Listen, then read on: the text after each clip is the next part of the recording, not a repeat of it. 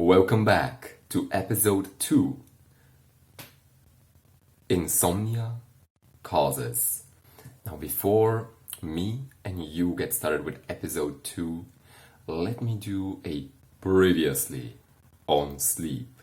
So, in our first episode yesterday, it was yesterday for me, for you it might be a week from now, but in our first episode, we met Julia. Julia, as you might remember, she works at Starbucks, or she used to work at Starbucks because she was having these sleepless nights, because she couldn't fall asleep. She had less energy during the day, she was irritated, and as a result, that cost her her job. So, now I get back to Julia. It is 5 o'clock. 5 o'clock, Julia just came back from work. She threw all of her clothes down on the floor. Get down on the floor, and she went straight into bed. And she slept. Or she tried to sleep. She was thinking, well, I haven't slept for 3 nights in a row. I'm gonna sleep for sure now. But then the thoughts came in. All those thoughts about the previous day, about how tired she was, how exhausted she was, and that buzzing of the machines, of the coffee machines, like bees in her head buzzing, it came back to her. She tried to shake it off, to block all these thoughts away, but they came back even harder, even stronger. She remembered how heavy the trays with coffee that she had to lift fell on her weak hands. She remembered how that last tray that she took with the 10 donuts, how she dropped it on the man's lap and covered it all in white powdered sugar and covered his laptop in coffee. She remembered all of that, and she started thinking to herself, well, what do I do now? I just cost a man a laptop that costs $3,000. I don't have $3,000 in my spare pocket to pay for a laptop. I don't have that. And I just lost my job. How am I going to pay for that?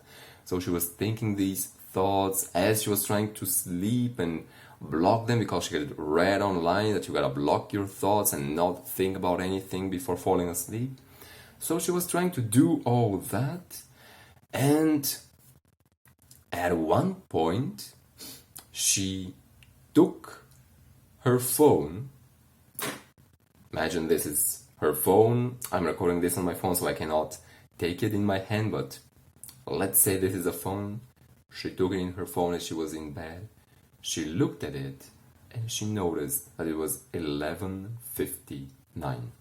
From 5 till 11:59, she had been in bed for almost 7 hours. And she realized, oh shit, this is my 4th sleepless night. I cannot sleep again. And at that moment, she broke into tears, and she started saying, please, I want to sleep. Sleep is all that I want. Anyone, help me sleep. And in that moment, the father clock in her living room, I want you to imagine, it rang 12 o'clock. And in that moment, as Julia was crying, she heard the father's clock. She opened her eyes, and she was shocked to see that in her room there was a man, an old man, standing right in the middle of her bedroom, staying just a few feet away from her, crying in her bed. She thought, okay, I must be dreaming, but I'm not. I'm definitely not dreaming, because I haven't slept in days. And I'm pretty sure that I'm seeing a man about 70, 80 years old, with a black suit, with a white shirt unbuttoned up to his belly button, and with some big muscles, I gotta say, with a big V chest, there, and then Julia also remembered that she was in her nightgown, with her light blue gown, with her hair looking like a bird's nest right after a tornado has gone through it, and she kind of blushed. The old man smiled, and he said, well, now. You inviting me right in your bedroom, girl. A man can get an idea. Julia blinked quickly. Her face got even more red, and she said, I don't understand. It's okay. I am here to help you. I heard your plea, and I came. On the rescue, said the man. My plea? What do you mean? Well, was it not you who just said, please, please help me sleep. Help me sleep. Yeah, I did. Well, so I came. I came to help you. Let's get started, shall we? Wait, what do you mean? How about we do this, said the old man. How about we have a cup of coffee or tea? Do you have that? Yeah, sure, thought Julia. I've been working at Starbucks for a year. I should definitely have some coffee in the cupboards. So Julia and this man, they went to the kitchen, they sat down, and she poured 2 cups of coffee. And the man... No. So just take a step back here. So Julia and this man, this weird man, I want you to imagine them. They are sitting down. It's a little bit weird, yes, but that's our situation. That's where we're at right now. So Julia, she asked him, so who are you? And the man looked at her and he said, Somnus looked at Julia and he said, what is my name? Oh, well, my name is... I have many names.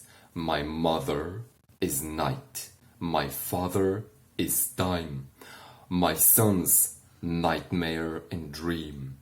Me, I am known as Hypnos, as sleep, king of the sleeping world, but my friends, they just call me Somnus. You can call me Somnus. Julia felt goosebumps on her as she heard that deep, loud voice as Somnus was describing about himself. And then she said, wait, did you say king of sleeping? Yes. So you can actually help me sleep? Somnus found this amusing, said again, yes. How? Imagine that you got to chat with the king of sleep. What's your biggest question gonna be? If you could ask him one question, what would that be? Well, the one that Julia asked the king of sleep now was, how? How do I get back to normal, restful sleep? And here, Somnus became serious. He said, as Sun Tzu said, in order to win 1,000 battles, you gotta know thy enemy. Know thy enemy, you win 1,000 battles. So, I'm here, Julia, to tell you about your enemy. That is what I'm here for, and how to defeat her. Her? Asked Julia. I did not even know I had an enemy. What enemy are you talking about here? Someone said, I understand that. Your enemy also has different names. Years ago, people called her Oasis. Today, she is more known as anxiety, misery, despair, depression. Her name The one she goes by most often is Miseria. And Miseria, she has been on the rise recently. 100 years ago, most people don't know this, but just about 100 years ago, people used to sleep on average over 9 hours. 9 hours. Today, people sleep on average during the night less than 6 hours. Every year, 25% of people develop insomnia. I want you to think about that, by the way. Think about that. Think about 4 of your closest friends or 4 of your closest family members. 12 months from now, chances are at least one of them will develop sleep problems. 4 years from now, 4 of your closest friends or family members, they will have some type of sleep problems. They will suffer from sleepless nights or from insomnia. Okay, now let's go back to this is just kind of a personal rant, but let's just go back to Julia and Somnus now. So Julia asked him, okay, I understand this is pretty serious. What do I do against this Miseria person? Well, said Somnus, as I said, to defeat your enemy, to win 1,000 battles, you gotta defeat your enemy. And here, in terms of battles, we are talking about sleepless nights. To defeat those sleepless nights and to get thousands of restful sleeping nights, you gotta defeat her. And here is how we're gonna do it. Here is how you are going to defeat Miseria. And before I tell you about that, I'd like to zoom out with you here for a moment and tell you about the connection between Miseria and insomnia. So, what is the connection? Well, going back to the title actually of this whole episode, which was Insomnia Causes. Insomnia causes, well, what causes insomnia? Most typically, it's anxiety, it's depression, it's despair from your situation, from the problems that you have in your life. And that is what triggers, that is the spark that creates this fire called insomnia. And then the interesting part about insomnia is it starts with anxiety, it starts with a life of misery and depression, but it does not stop there. It does not stop there, does it? It births more anxiety, as if you are experiencing sleep problems right now, you might be finding yourself throughout the day feeling very anxious about the night. You might be thinking all the time, I just want to survive this day. I just want this day to be over so that I can go to sleep. And what happens when you go to sleep? You just want to sleep, but when you don't sleep, you start feeling anxious about that. And the next day, what happens? You are kind of stressed out, or it's much easier to fall into depression. What is depression? It's feeling low energy. It's feeling sad. Feeling low energy, feeling sad. Starting to see the connection there? Yeah. Insomnia and misery, they're very closely related. So, what is the solution? You might be listening to this and saying to yourself, Vulcan, this makes a lot of sense, but how do I fix this?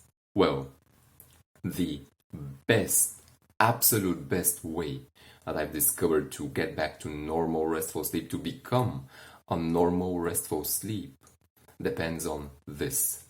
There's 2 modes of operation, what I call operation in misery and operation in thriving. Right now, chances are you're operating in a life of misery or in misery mode.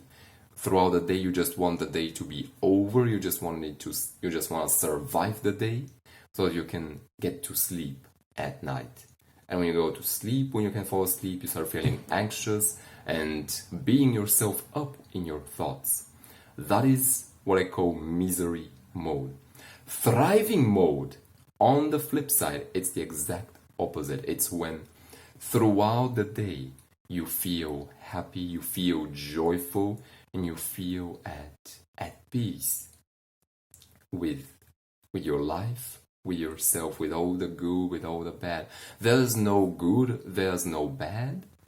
You just embrace life as it is. And as a result of you embracing life, as a result of you being in thriving mode, at night, you are a normal, restful sleeper. So, and one thing I'm working on right now, what I've discovered, there are 3 factors that determine which mode you're operating on. Are you operating on in survival and misery mode, or are you operating in thriving mode? And if some of these are off, you are inclined to go into survival mode and not be able to sleep at night. So we just need to turn these 3 factors to thriving mode, and then you can fall asleep. Not just fall asleep once or twice, but you go back to being a normal sleeper. Right now, I'm writing what I call a sleep cheat sheet, where I tell you exactly about these factors and how to switch them to thriving mode so that you can sleep. If you want me to share that, comment down below. Now, let's go back to Somnus and Julia. And let me just... I went on a big tangent there. I'm gonna go through my notes, see where we are at. Just a moment. So, Somnus told Julia, I just position my notes here so they don't fall on the ground. Now, Somnus looked at Julia and he told her, so, 2 things I'm gonna tell you, Julia. I'm gonna tell you how to summon Miseria, and I'm gonna tell you how to banish her from your life so that you can get back to normal, not just sleeping, but normal living as well. But I gotta warn you, once I tell you how to summon her, there's 2 things that can happen. 1, you can banish her. But the second thing that can happen is she can grow stronger. She can grow stronger, which is her goal. She wants to feed off of you like a leech. Feed off of your anxiety, your depression that you're having right now from your sleepless nights. And just keep doing that. Okay, said Julia, so how? Don't worry. I'm gonna tell you exactly what to do. And if you follow my advice, you will banish her. Are you ready? Julia said, yes. And Somnus said, let's begin. And here is where we'll end this episode. Next one, man, listen, next one is going to be so good. We're gonna find 2 things. I'm doing the 2 things quite a lot, but 2 things are not just one. We're gonna have this kind of battle between Julia and Miseria. Who is gonna win? Is Julia gonna beat Miseria, or Miseria is gonna crush Julia's spirit? What's gonna happen? And 2, we have a new insomnia victim. A man, a businessman with a chocolate chip cookie factory who, right now, Miseria, as we're speaking, as I'm telling you this, Miseria is working on destroying his business, on pushing this businessman to bankruptcy. So tune in next time. It's going to be good. Alright. Have a good day today. Thank you for hanging out with me. My name is Vulkan, and I'm looking forward to our next episode. See you soon.